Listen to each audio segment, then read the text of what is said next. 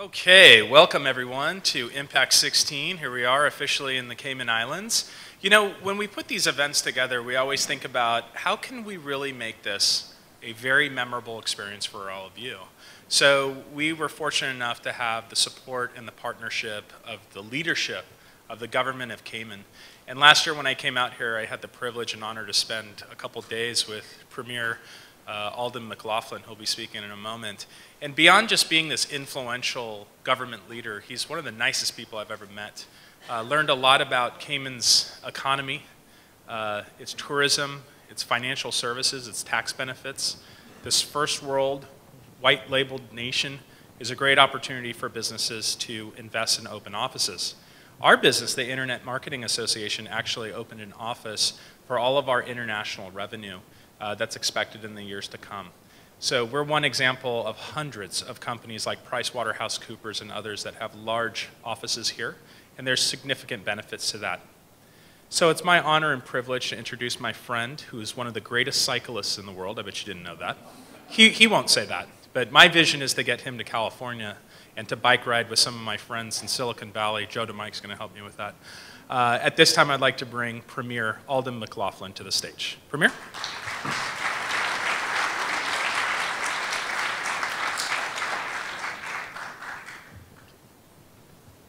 Thank you, Sinan.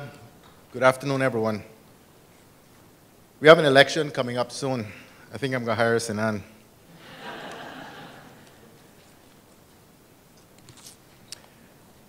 But it is good to have been able to forge a relationship with Sinan and Matt and the rest of those involved in this great venture. And I want to talk to you a bit about Cayman, what we think distinguishes Cayman and makes it such an attractive place for those of you who wish to come, live, work, and most importantly, do business.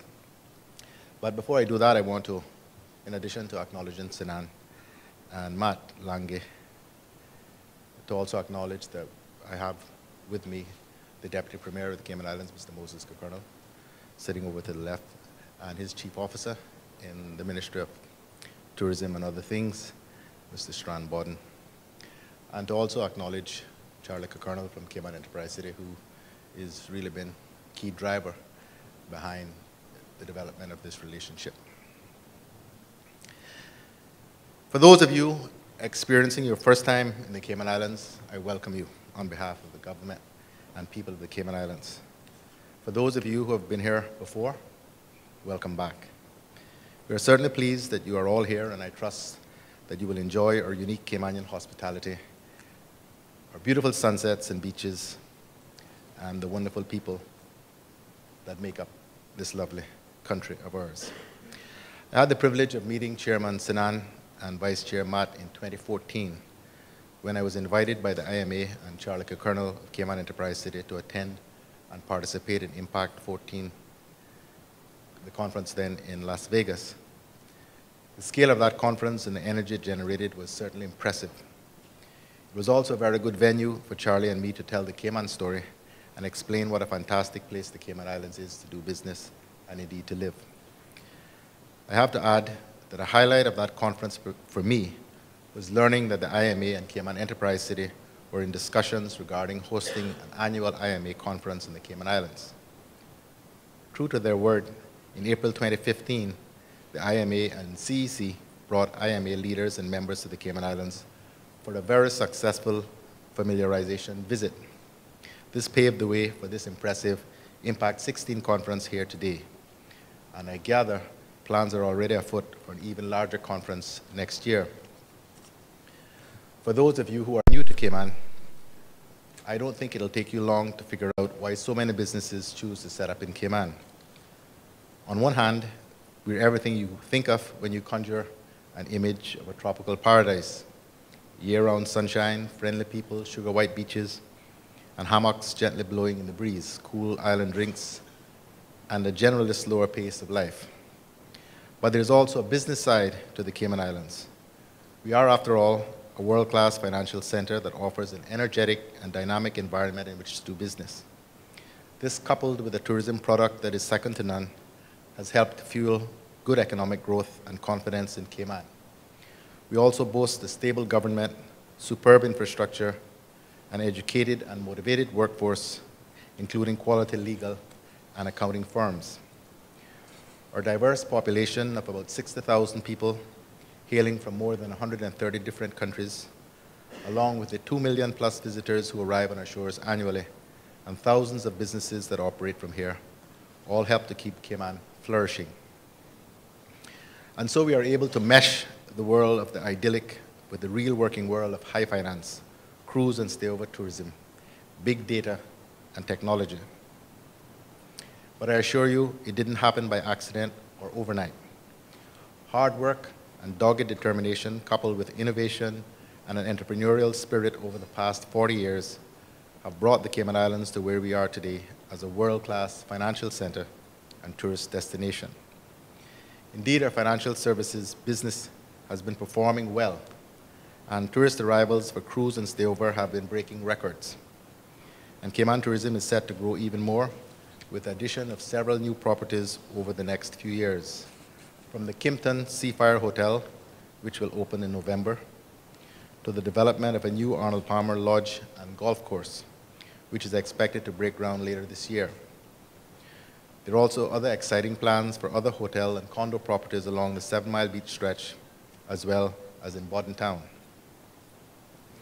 As a government, we are also working hard to diversify our economy. To that end, we have moved to modernize our copyright and intellectual property legislation to ensure that Cayman can attract new businesses, particularly those in tech.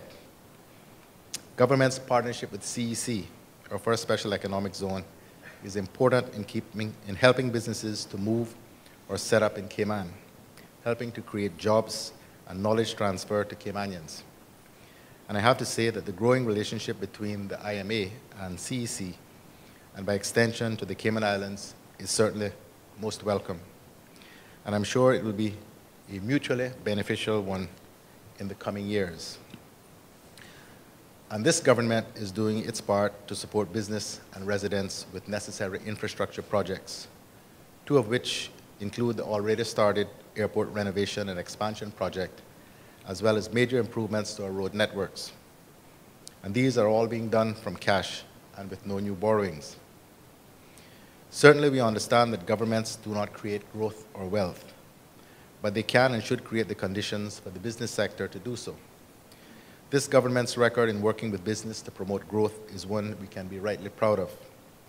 By the end of this year, if current forecasts hold true, under this government, the economy will have grown annually by an average of about 2% during the 3 years following the last elections. Contrast this to an average increase of 0.81% in GDP for the preceding 3 years. Government finances have also been stabilized under our watch, and we continue to operate and produce surplus budgets year on year. Because of this, we have not just been able to improve our key infrastructure, as mentioned earlier, but we've also been able to reduce taxes over the past 2 years, as well as pay down debt. Indeed, we have put some $70 million back into the pockets of families and businesses with our tax reductions. And our debt to GDP is relatively low and trending down. Moody's recently again confirmed Cayman's AA3 rating and stable outlook. This is superb for a country of our size and is an indication of our economic strength. Indeed, the World Bank governance indicators for Cayman are the highest in the region and among the highest of all sovereigns rated by Moody's, including some highly developed countries. We also have a strong stable of professional service providers that are more than capable and willing to assist in setting up and managing legal structures. As a United Kingdom overseas territory, Cayman's laws are based on English law and are a combination of common law and modern statutes. These include stringent laws around anti-money laundering and tax evasion. Indeed, despite the picture that some may paint, Cayman has decades of engagement with international initiatives around anti-money laundering and tax evasion, and we have in place mechanisms for exchanges of information on tax and beneficial ownership information.